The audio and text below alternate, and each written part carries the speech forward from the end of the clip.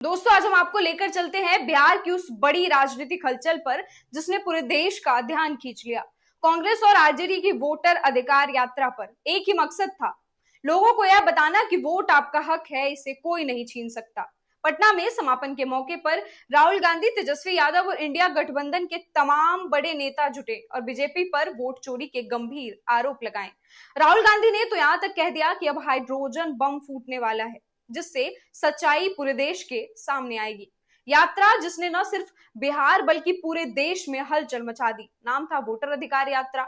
14 दिन, 13,000 किलोमीटर, 23 जिले और 110 से ज्यादा विधानसभा क्षेत्र। यह यात्रा को विपक्ष सिर्फ एक राजनीतिक कार्यक्रम नहीं बल्कि इसे एक आंदोलन, एक संघर्ष और लोकतंत्र बचाने की शुरुआत बता रहा है। इस यात्रा की शुरुआत बिहार के सासाराम जिले से 17 अगस्त को की गई थी। कांग्रेस नेता राहुल गांधी और आरजेडी नेता तेजस्वी यादव ने इस यात्रा की शुरुआत की।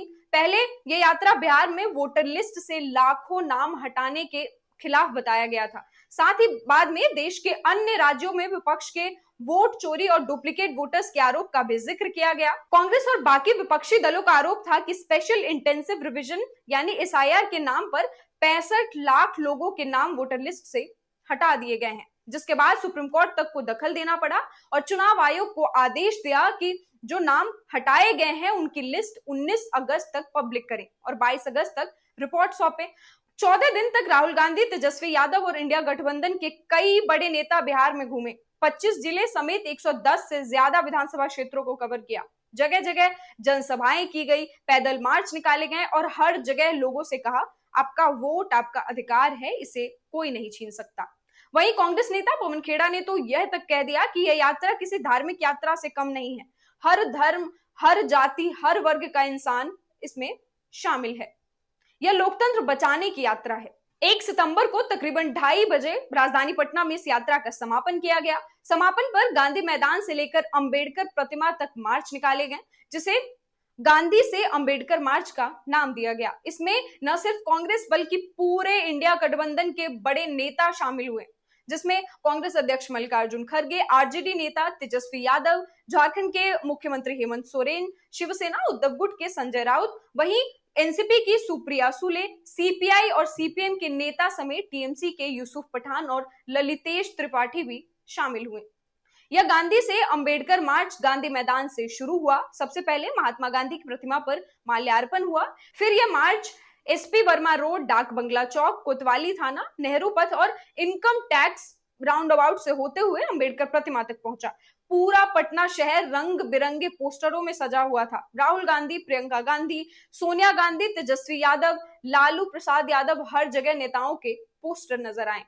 मार्च के बाद गांधी मैदान में एक विशाल जनसभा हुई, हजारों लोग जुटे। जो वोट चोरी का मामला है, मोदी हमेशा चोरी करने की आदत रखते हैं।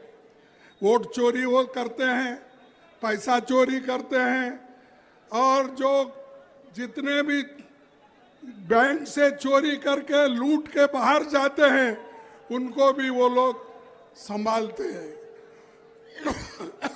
मोदी जी ये वोट चोरी कराकर बिहार में जीतने की कोशिश कर रहे हैं। आप सतर्क रहना चाहिए।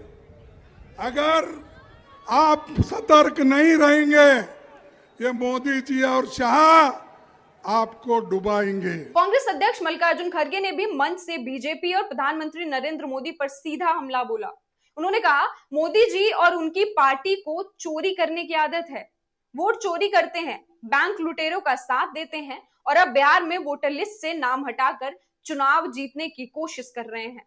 लोगों से अपील करते हुए मल्लिकार्जुन खड़गे ने कहा, सतर्क रहो, नहीं तो मोदी और शाह मिलकर लोकतंत्र को खत्म कर देगा। राहुल गांधी ने सभा को संबोधित करते हुए ऐसा कुछ कह दिया जिससे और राजनीति में हलचल मच गई है। राहुल गांधी ने कहा, हमने महादेवपुरा में एटम बम फोड़ा था, अब हाइड्रोजन बम फूटेगा और जब यह हाइड्रोजन बम फूटेगा तो नरेंद्र मोदी देश को अपना चेहरा नहीं दिखा पाएंगे। राहुल गांधी ने कहा यह यात्रा का अंत नहीं बल्कि नई लड़ाई की शुरुआत है, जिसके बाद से राहुल गांधी के इस बयान पर कई अटकलें लगाई जा रही है। लंबे समय से विपक्ष के द्वारा वोट चोरी, फर्जी वोटर्स के आरोप लगाए जा रहे हैं। हमने देखा कैसे महादेवपुरा में वोटर लिस्ट के साथ गड़बड़ी की बात सामने आई। इसके बीच अब सवाल है कि क्या राहुल गांधी वाकई आने वाले समय में कुछ और बड़ा खुलासा करने जा रहे हैं। महाराष्ट्र में एनसीपी, कांग्रेस पार्टी और शिवसेना से चुनाव चोरी किया गया था। ये 100% सच है। तकरीबन 1 करोड़ नए वोटर लोकसभा चुनाव के बाद वोटर लिस्ट में जोड़े जाते हैं, बढ़ाए जाते हैं। नए वोटर आके वोट करते हैं। हमारे गठबंधन का जो वोट था, जितना हमें लोकसभा में मिला उतना हमें विधानसभा में मिला, 1 वोट कम नहीं हुआ। और सारे के सारे नए वोट बीजेपी के अलायंस के खाते में गए। लोकसभा हम जीते, विधानसभा में हमारी पार्टियां तीनों के तीनों मजबूत पार्टियां साफ हो गई।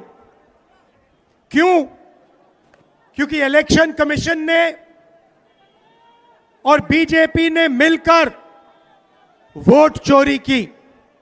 उसके बाद हमने साफ दिखाया, महादेवपुरा में बेंगलोर सेंट्रल की सीट में हमने साफ दिखाया कि एक असेंबली में 1 लाख से ज्यादा फर्जी वोटर थे। राहुल गांधी यही नहीं रुके। उन्होंने सभा में कहा महाराष्ट्र में कांग्रेस और एनसीपी से वोट चोरी की गई थी, वहां चुनाव ही चुरा लिया गया। लोकसभा चुनाव के बाद 1 करोड़ नए वोटर महाराष्ट्र में जोड़ दिए गए। बेंगलुरु के महादेवपुरा में हमने दिखाया कैसे एक विधानसभा क्षेत्र में 1 लाख से ज्यादा फर्जी वोटर थे। जहां इतने फर्जी वोटर, वहां विपक्ष हारेगी ही और बीजेपी जीतेगी। राहुल ने आरोप लगाया कि इलेक्शन कमीशन विपक्ष को वोटर लिस्ट नहीं देता, लेकिन 4 महीने की मेहनत के बाद हमने सच्चाई ब्लैक एंड व्हाइट में देश के सामने लाया है और आगे भी यही करने का काम करेंगे। 1 सितंबर को पटना में यात्रा का समापन जरूर हुआ, लेकिन राहुल गांधी, तेजस्वी यादव और अब बाकी नेताओं ने साफ कर दिया कि यह बस शुरुआत है। आने वाले समय में और बड़े खुलासे होंगे। वोट चोरी की सच्चाई देश के सामने लाई जाएगी और लोकतंत्र बचाने की लड़ाई और तेज होगी। राहुल गांधी ने बिहार को क्रांतिकारी प्रदेश बताया और कहा कि यह आंदोलन यहीं नहीं रुकेगा, यह पूरे देश में फैलेगा। इस पूरे मुद्दे पर आपकी क्या राय है, हमें कमेंट बॉक्स में जरूर लिखें। मेरा नाम श्रुति है और आप देख रहे हैं द लाइव इंडिया।